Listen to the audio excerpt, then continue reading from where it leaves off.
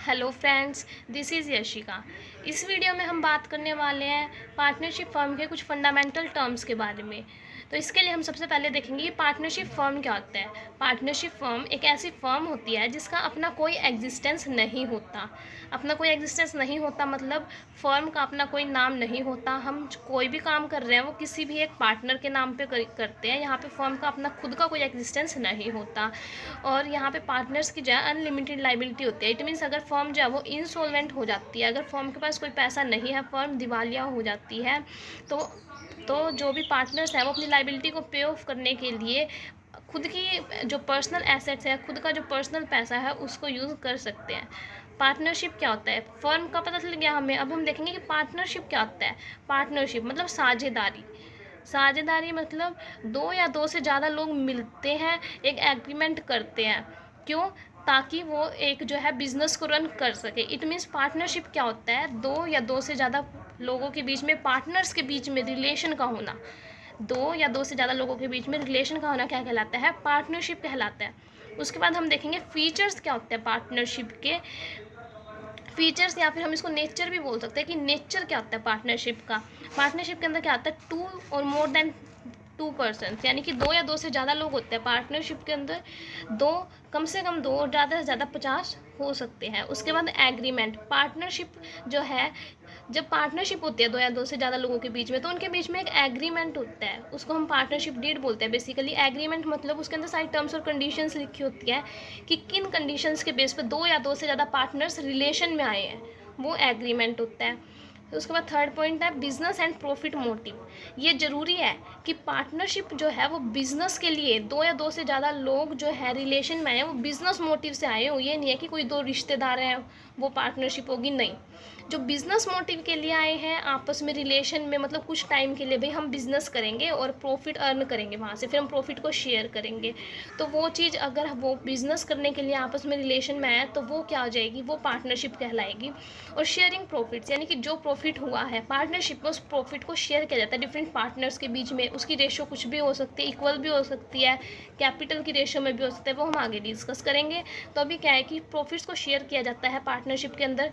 Principal और agent का relationship होता है। ये रिलेशनशिप क्यों होता है?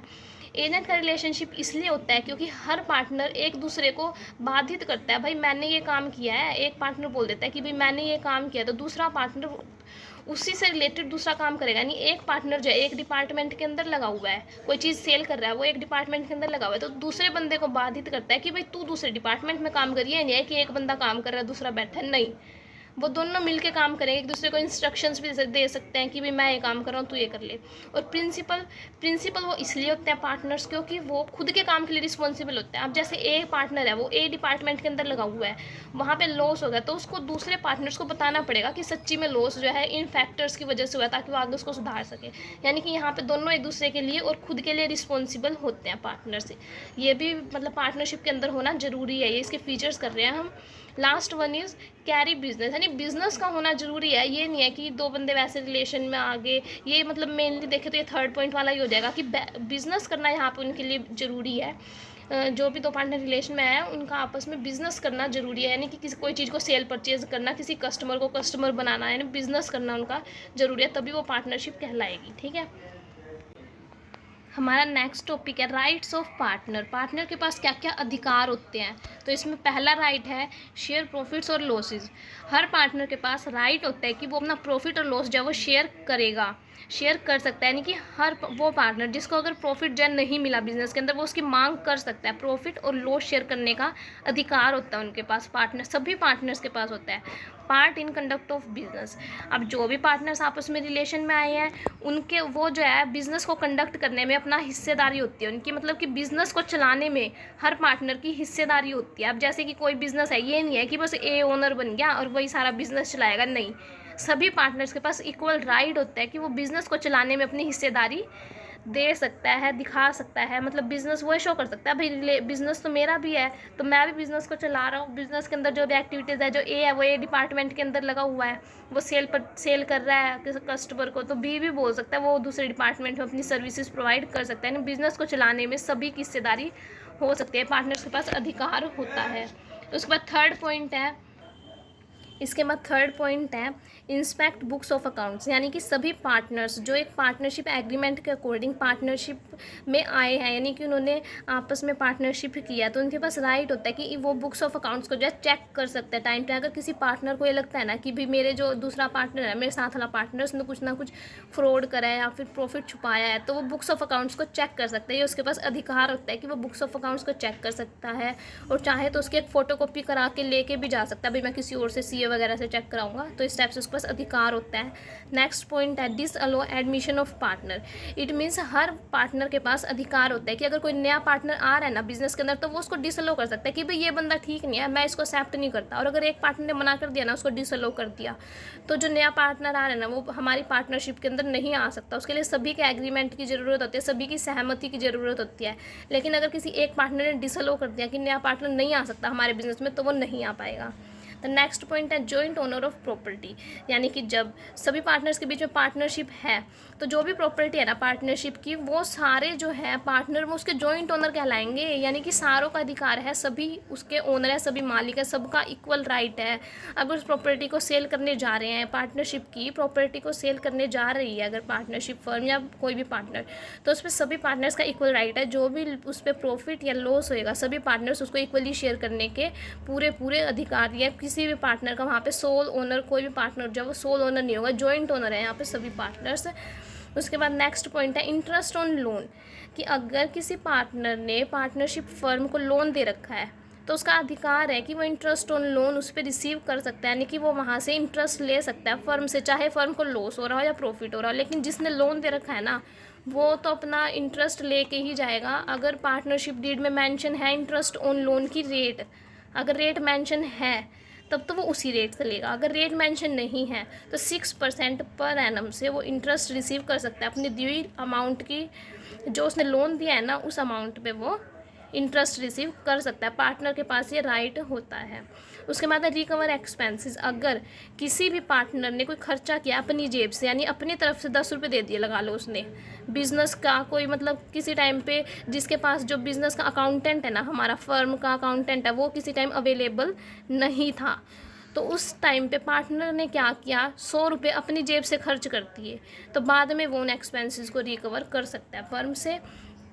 नेक्स्ट पॉइंट है रिटायर, अगर किसी पार्टनर को रिटायर होना है, उसकी रिटायरमेंट की एज होगी, जैसे नॉर्मली 55 या फिर 58 साल होती है, अगर किसी की एज हो गया रिटायरमेंट की, तो वो नोटिस दे के प्रॉपरली रिटायर हो सकता है पार्टनर अगर उसकी एज हो गया तो।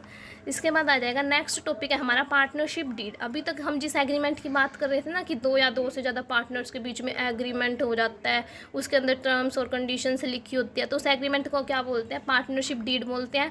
और उस एग्रीमेंट को हम आर्टिकल ऑफ पार्टनरशिप भी बोल सकते हैं। ये एक ऐसा एग्रीमेंट होता है जिसके अंदर सारी टर्म्स और कंडीशंस लिखी होती है, और ये जो है ओरल में भी हो सकता है, रिटर्न में भी हो सकता है।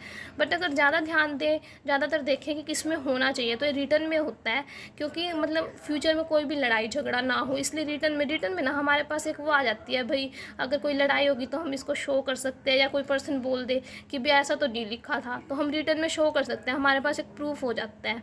उसके बाद ये हम देखेंगे कि पार्टनरशिप डीड के अंदर क्या क्या कौन सी टर्म्स और कंडीशंस लिखी होती है। वो है फर्म का नाम और एड्रेस लिखा होता है कि फर्म का क्या नाम है, कहाँ पे है हमारी फर्म, और सभी पार्टनर्स का नाम और एड्रेस लिखा होता है। नेचर ऑफ बिजनेस, यानी हम किस टाइप का बिजनेस कर रहे हैं, जैसे कि मैन्युफैक्चरिंग बिजनेस कर रहे हैं, यानी कि कोई चीज़ बना रहे हैं, मैन्युफैक्चरिंग बिजनेस कर रहे हैं हम, या फिर ट्रेडिंग कर रहे हैं, यानी कि कोई चीज़ खरीद के पहले फिर बेच रहे हैं।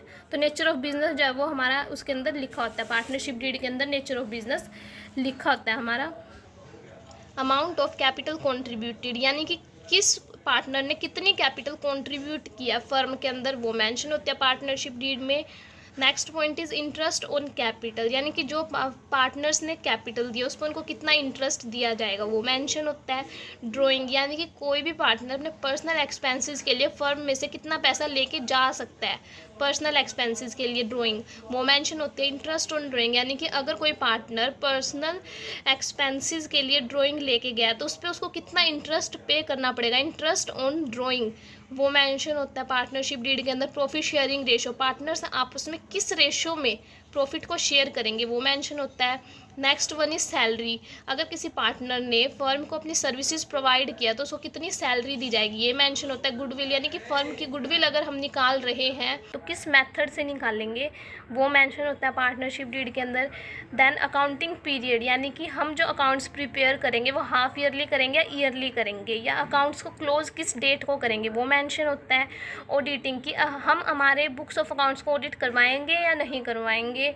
देन डेट ऑफ कमेंसमेंट, यानी कि हमारी पार्टनरशिप फर्म किस दिन शुरू हुई है, वो चीज़ मेंशन होती है पार्टनरशिप डीड एग्रीमेंट के अंदर। Duration of partnership, it means कि हम पार्टनरशिप जो है कितने टाइम के लिए कर रहे हैं, यानी कि 2 साल के लिए, 3 साल के लिए, पार्टनरशिप कितने साल के लिए कर रहे हैं, ड्यूरेशन वो मेंशन होती है। बैंक अकाउंट, यानी कि बैंक अकाउंट किसके नाम पर होगा, किस पार्टनर के नाम पर खुलवाया जाएगा बैंक अकाउंट, वो मेंशन होता है। Rules follow in case of admission, यानी कि अगर कोई नया पार्टनर आ रहा है तो कौन से रूल्स फॉलो किए जाएंगे, वो कितनी कैपिटल लेकर आएगा, कितना गुडविल का पैसा लेकर आएगा, कौन से रूल्स फॉलो किए जाएंगे उसको एडमिट करने के लिए हमारी पार्टनरशिप फर्म के अंदर, वो चीज़ मेंशन होती है। डिस्प्यूट सेटल्स, यानी कि सेटल डिस्प्यूट, यानी कि झगड़े को, डिस्प्यूट मतलब झगड़ों को निपटाने के लिए, यानी कि अगर 2 पार्टनर्स के बीच में कोई लड़ाई होगी, भाई तूने तो प्रॉफिट छुपाया है, अगर 2 पार्टनर्स के बीच में लड़ाई होगी तो पार्टनरशिप डीड के बेस पे उन दोनों की लड़ाई को ख़त्म किया जा सकता है। इसके अंदर कुछ ऐसे मतलब बातें लिखी होती है कि भाई चल तो इसने पैसे छुपाए हैं तो फिर इस बेस पर तुम सेटल कर लो, भाई तू इसको पैसे वापस कर दे जितने तूने छुपाए हैं। तो जो भी उनका झगड़ा है उसको कैसे सुलझाना है, उस चीज़ को पार्टनरशिप डीड के अंदर मतलब कुछ ऐसे रूल्स रेगुलेशंस लिखे होते हैं जिससे उनकी लड़ाई जो है वो कंप्लीट हो जाए। या फिर हम पार्टनरशिप डीड को शो करता है, भाई देख लो पहले हमारे बीच में ये चीज़ें वो हुई थी, एग्रीमेंट इन चीज़ों के लिए लेके हुआ था, तो वहाँ से भी उनकी डिस्प्यूट ऑटोमेटिकली ख़त्म हो जाती है, सेटल हो जाती है। इसके बाद हम देखेंगे importance of partnership deed. Partnership deed ये जो हम एग्रीमेंट बनाते हैं, एग्रीमेंट करते हैं, रिटर्न में एक बीच में एक डॉक्यूमेंट होता है जिसके अंदर सारी टर्म्स एंड कंडीशंस लिखी जाती है, उसकी इंपॉर्टेंस क्या है, हमारे लिए महत्व क्या है उस चीज़ का। तो फर्स्ट पॉइंट रहेगा राइट्स, ड्यूटीज़ एंड लाइबिलिटीज़, यानी हर पार्टनर की क्या अधिकार है, क्या उनकी ड्यूटीज़ है, मतलब कौन से उनके कर्तव्य है जो उनको पूरे करने हैं, लाइबिलिटीज़ किन किन को उन्होंने पे करना, उनकी लाइबिलिटी क्या है, वो चीज़ मेंशन होते हैं पार्टनरशिप डीड के अंदर, इसलिए बनाई जाती है। अवॉइड मिसअंडरस्टैंडिंग, 2 पार्टनर्स के बीच में कोई मिसअंडरस्टैंडिंग ना हो, तो मतलब कि उनके बीच में कोई ऐसी बात ना हो जिससे उनके आपस में झगड़े हो जाए, इस चीज़ को भी बताते हैं नहीं, मिसअंडरस्टैंडिंग क्रिएट नहीं होती। जब हर चीज़ रिटर्न में है तो क्या मिसअंडरस्टैंडिंग क्रिएट होएगी। थर्ड पॉइंट है डिस्प्यूट सेटल, उनके बीच में कोई झगड़ा हुआ है तो उसको सेटल करने में ईजी हो जाता है, इसलिए हम पार्टनरशिप डीड बनाते हैं। इसकी इंपॉर्टेंस थी, भाई हम इसको क्यों बनाते हैं, उनके बीच में कोई झगड़ा हो गया, हमारे पास उसको ठीक करने के लिए कोई बेस ही नहीं बचेगा अगर ये नहीं होगा, तो इसलिए पार्टनरशिप डीड बनाना जरूरी है। वैसे ना अगर हम देखें इंडियन पार्टनरशिप एक्ट जो 1932 है ना हमारा, उसमें कोई प्रोविज़न नहीं है कि हमें पार्टनरशिप डीड बनानी है नहीं बनानी है, बस ये तो ये है कि भाई इन 3 इंपॉर्टेंस की वजह से हम पार्टनरशिप डीड को बनाते हैं।